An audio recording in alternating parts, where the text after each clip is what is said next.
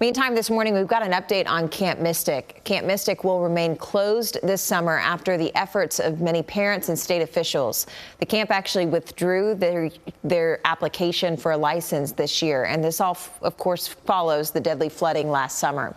Lacey Beasley joins us with more from the newsroom. Lacey, it's kind of been a replay of July 4th, 2025. That's right. Good morning, Madison. Now, many testified to stop Camp Mystic's license application to operate this summer.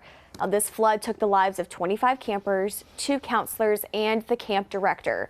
And 1 little girl's remains have still not been found. 2 survivors testified in Austin to keep the camp's doors closed this summer. But then we all fell out of the window and the water started rushing and it ran this way.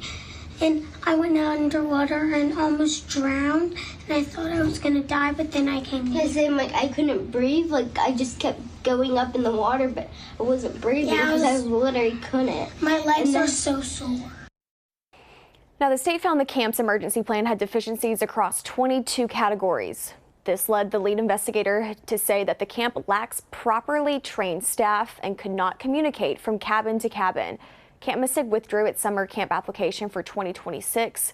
In a statement, they say, quote, "This decision is intended to remove any doubt that Camp Mystic has heard the concerns expressed by grieving families, members of the Texas House and Senate, investigating committees, and citizens across our state. Respect for those voices requires that we step back now."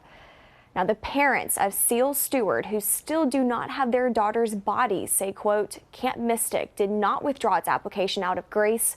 It withdrew because the state of Texas was prepared to deny it." Now, while the camp withdrew their license application for this summer, it does not stop them from reapplying another time. Madison. All right, Lacey, thank you so much.